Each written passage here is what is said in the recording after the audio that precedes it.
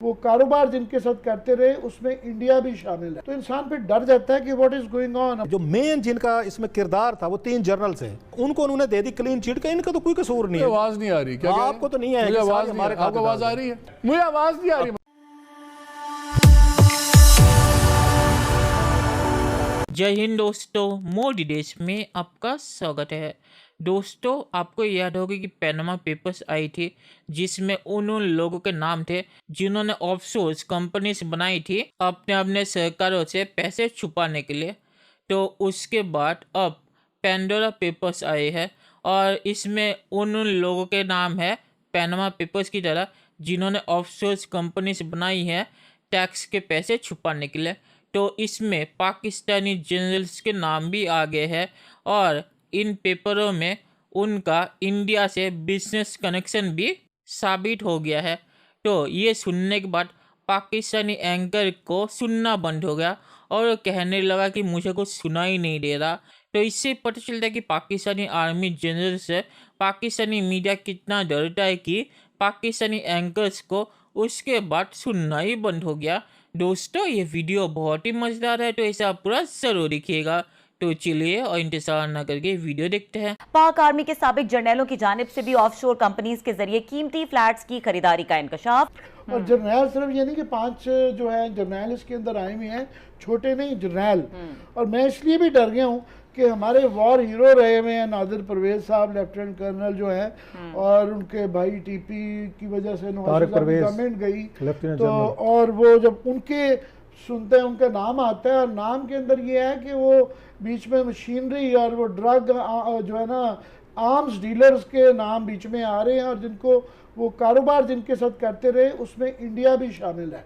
तो इंसान फिर डर जाता है कि what is going on. Abbas Khattak air chief है तो उनके बेटों के नाम हैं। तो ये सिर्फ पैसा बनाने का नहीं है, पर कहीं ये पैसा बनाने में कहीं कौमी सलामती भी कहीं कंप्रोमाइज तो नहीं हुई। इंडिया से अगर आप कारोबार करके पैसा बन रहा है तो फिर या इस्तेमाल हो रहा है तो फिर वो जो है ना ये सिर्फ करप्शन की कहानी नहीं है कि ये करप्शन की कहानी नहीं है, ये टैक्स एवेजन की नहीं, ये पूरी पाकिस्तान की रूलिंग एलीट है, पूरा शराफिया का तबका है, उसका गैंग है। बाकी ऐसे ही ट्रक की बत्तियां हैं। और मैं बल्कि देख रहा था इंडिया को, मैं ज़रा फॉलो कर रहा था कि वहाँ पे कितने मिलिट्री जर्नल्स हैं ना वो आए हैं। तो पता चला उनका सिर्फ एक सीनियर आर्मी ऑफिसर है जिसकी ऑफशोर कंपनी थी। अच्छा। हमारे यहाँ मेरा ख्याल है 6-7 आए हैं। चलो एटलीस्ट हम किसी चीज़ में आउट नंबर किया है, हमने इंडिया को आउट नंबर किया है उसमें। हमारे 6 हैं मेरा ख्याल है, उनका मैं देख रहा था 1 है। दूसरा जब हम बात करते हैं मिलिट्री सेक्रेटरी की बात की जनाब मुशर्रफ की, अब जनाब मुशर्रफ साहब खुद ऑन रिकॉर्ड है $10 मिलियन उन्होंने सऊदी बादशाह से लिए थे, उसे किंग अब्दुल्ला से कैश। उस कैश से उन्होंने कहा जी मैंने लंदन में प्रॉपर्टीज खरीदी, मेरा कुछ करने कर लो। उसका क्या कर, ये एक बादशाह की कहानी है। और ये हमारे यहाँ पे उस वक्त के जो ये प्रेसिडेंट थे उन्होंने $10 मिलियन उन्होंने बगैर कोई उनकी ईगो को, उनकी पर्सनल प्रेस्टीज को कोई फर्क नहीं पड़ा। ये एक की कहानी है। दूसरे की सुन लें, इमरान खान साहब पे मैं जरा आता हूँ, मैं जंप करके तोशा खान, आप कह रहे हैं जी मैं इन्वेस्टिगेशन करवा रहे हैं। ये जनाब इनकी इन्वेस्टिगेशन इमरान खान साहब करवाएं, किनके जरिए करवाएंगे? वो पीएम इंस्पेक्शन कमीशन करेगा। और पीएम इंस्पेक्शन कमीशन कौन है जनाब? जिनका चेयरमैन इन्होंने खुद लगाया है, जिनके मेंबर जिन्होंने खुद लगाया है, डल पड़ा हुआ है। कभी आपने नाम सुना है पिछले 5 सालों में, 6 सालों में कि प्राइम मिनिस्टर आपके इंस्पेक्शन कमीशन कोई एक इंक्वायरी आपने उसको फॉरवर्ड की है, उन्होंने कोई आपको फाइंडिंग दी है? वो करेगा। जो तोशा खाने की डिटेल बताने को तैयार नहीं है कि आपको सऊदीज ने आके क्या क्या चीजें दी, आपने रखी है नहीं रखी है, जो प्राइम मिनिस्टर ऑफ पाकिस्तान आप वो डिटेल देने को तैयार नहीं है ट्रांसपेरेंसी के नाम पे। लेकिन जनाब के मेरे जो 6 मिनिस्टर हैं जिनके नाम आ रहे हैं, मैं इनको आपको बिल्कुल इनको वो बना के दूंगा, इनको हम यहाँ पे इनको इन्वेस्टिगेशन करेंगे और फलां करेंगे। ये मई 2019 में टैक्स एमनेस्टी लेकर आए थे जी, जो लूटमार के आप किराए के कातिल थे, आप यहाँ पे मर्डर करते रहे, असैसिनेशन करते रहे, बम ब्लास्ट किए, किसी मुल्क दुश्मन एक्टिविटी में इन्वॉल्व नहीं है, आपने पैसा जनरेट किया, हुंडे के जरिए बाहर ले गए हैं, आपने वहाँ पे अपनी प्रॉपर्टीज़ बनाई हैं। तो मेहरबानी फरमाएं, हम बैठे हैं, ₹4 हमें दें और ₹100 आप आकर लीगलाइज करवा दें। मोस्टली लोगों ने इसके ज़रिए बहुत सारी चीज़ें जो है ना उन्होंने अपनी आगे लीगलाइज करवाई और पैसे उन्होंने फिर भी इधर ट्रांसफ़र नहीं किए, पैसे बाहर ही रखे हैं उन्होंने। यहाँ पे उन्होंने आके उसके अगेंस्ट 4% जमा करवाया। बहुत सारे लोगों ने तो एडवांस भी जमा करवाते कि अभी हमने लूटमार करनी है, अभी से हमसे 4% ले लें। ये भी मेरे उसमें नॉलेज में मेरे एक सोर्स ने बताया था कि इस मुल्क में ये काम भी हो रहा है कि फ्यूचर की जो करप्शन करनी है वो भी उन्होंने आके जमा करवा दी कि ये भी हमने दे। नहीं, ये आपने सोच से सही बताया, बिकॉज मैं जानता हूँ एक दो लोगों को जिन्होंने ज्यादा पैसे शो किए हैं जो उनके पास नहीं थे, उन्होंने उसको वाइट करा लिया। उन्होंने 4 रुपए दे और बिजनेसमैन ने किया, ये बिजनेसमैन ने किया। दूसरी बात अभी कमाल मुल्क है। हाँ, इसमें वो मजे हैं, ये इन्होंने किया है। ये नेक पाक और ये बड़े इंतहाई शरीफ लोग जो हैं, ये अच्छे लोग हैं ना, ये मौजूदा हुकूमत इमरान खान साहब ने किया है।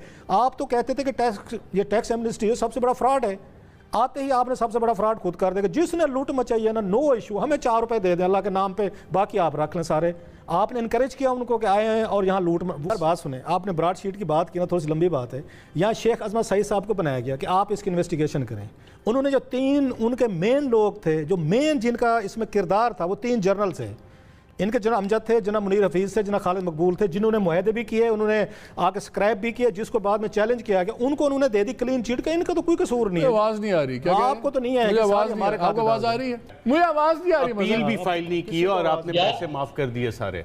यहाँ खान साहब की हुकूमत एक चीज़ पे चल रही है, एक चीज़ को उनको भरोसा है कि ये जो होते हैं इंसान होते हैं, मेमोरी लैप्सेस होते हैं, गजनी टाइप होते हैं, 3-4 दिन बाद लोग भूल जाते हैं। कितने बड़े बड़े इवेंट्स हुए पिछले, आप कुछ अरसे में देख लें आप, और मैं कितनों को फॉलो कर सकते, कितने लोगों को पकड़ा जा सकता। लिहाजा बड़े बड़े बयान देंगे, बातें करेंगे और फिर चौथे 5वें रोज को टॉपिक ही बदल जाएगा। छोड़ता जब एयरफोर्स के चीफ्स के बच्चों की कंपनियां चल रही होंगी, अनएक्सपेक्टेड वेल्थ हो गया, military secretary to a former president, military president, वो अगर 5-5 लाख पाउंड के वो ले रहे होंगे और कहेंगे श्रग ऑफ शोल्डर्स नॉर्मल चीज़ है, वाकई कुछ हो पाएगा कि हम वाकई उन चीज़ों की तरफ चलें या वाकई कुछ हो सकता है? ये तो प्राइम मिनिस्टर भी कहते हैं घबराना नहीं है, इसी चीज़ पे ख़त्म कर। चलिए दोस्तों, इस वीडियो पे बात करते हैं।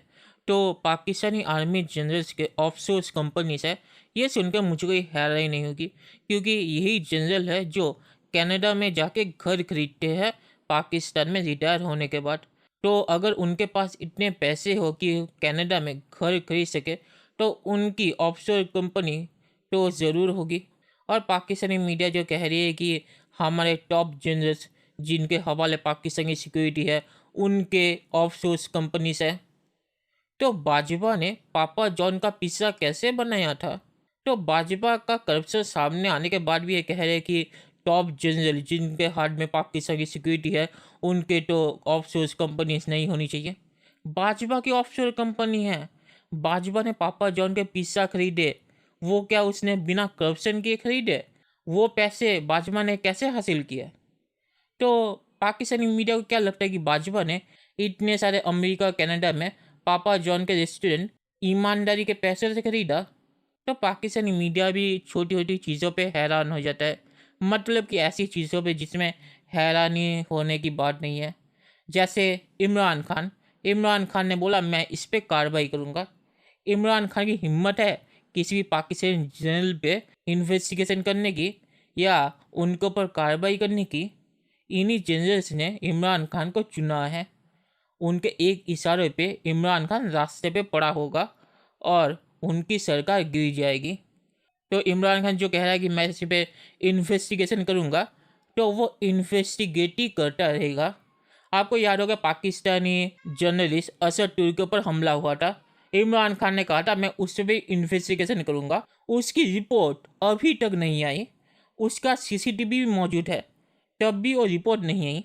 तो पाकिस्तानी आर्मी या आईएसआई पर जो इन्वेस्टिगेशन होती है वो होती ही जाती है, उसकी रिपोर्ट कभी नहीं आती।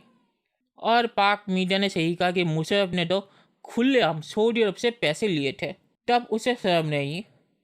तो खुलेआम एक पाकिस्तानी आर्मी चीफ को पैसे लेते हुए अगर शर्म नहीं आई, तो क्या छुप छुप के पैसे लेते वक्त उन्हें कोई शर्म आएगी? और इमरान खान भी वैसा ही है। इमरान खान को भी कौन कौन से तोहफे मिले थे, इमरान खान वो बताने को तैयार नहीं है। और पाक मीडिया में कई लोग कहते हैं कि इमरान खान को भी कैश मिला था, तो इसलिए इमरान खान वो बोलना नहीं चाहता। तो इमरान खान के इन्वेस्टिगेशन से कोई फ़ायदा नहीं होगा, क्योंकि ये चलता ही रहेगा और इसकी कोई रिपोर्ट ही नहीं आएगी, क्योंकि ये पाकिस्तान के हिफाजत करने वाले जनरल्स का मामला है। इनकी रिपोर्ट बाहर आने पर तो पाकिस्तान की सिक्योरिटी खतरे में आ जाएगी, तो इसका कुछ होगा नहीं। और पाक मीडिया से ही कही, इमरान खान ने तो कहा था कि टैक्स एमनेस्टी का मतलब रॉबरी होती है। और फिर वो जब आया तो उसने सबको टैक्स एमनेस्टी दे दी और सबको कहा कि आपने जो भी पैसे चोरी किए हो सब ले आइए और पाकिस्तान में रखिए। और लोगों ने तो जो करप्शन नहीं भी किया उसका भी पहले से ही पैसा जमा कर दिया कि मैं फ्यूचर में करप्शन करूँगा तो अभी पैसे ले लीजिए, क्योंकि फ्यूचर में मुझे अगर पैसे लाने हो तो मुझे कोई प्रॉब्लम ना हो। तो ऐसे तो इमरान खान सरकार चलाता है, तो उसके सरकार में अगर करप्शन नहीं होगी तो किसके सरकार में होगी। और आखिर में मैं ये कहूँगा कि पाक ने जो कहा कि इसका कोई नतीजा होगा या नहीं, तो इसका कोई नतीजा होने वाला नहीं है, क्योंकि ये पाकिस्तानी आर्मी जनरल्स का मामला है जो पाकिस्तान को चलाते हैं। उनके ऊपर अगर हाथ पड़ा तो पाकिस्तान की सिक्योरिटी को खतरा पड़ जाएगा। तो इस पे कुछ होगा नहीं। और जैसे इमरान खान ने कहा कि घबराना नहीं है, तो पाकिस्तान को घबराने की कोई ज़रूरत नहीं है। ये पाकिस्तानी जनरल्स ठीक ठाक ही रहेंगे। इन पे हाथ डालने की हिम्मत इमरान खान की नहीं है। तो चलिए देखते हैं कि फ्यूचर में क्या होता है। दोस्तों, ये वीडियो देखने के लिए बहुत बहुत शुक्रिया और हमारे चैनल को सब्सक्राइब करना मत भूलिएगा। Thank you very much.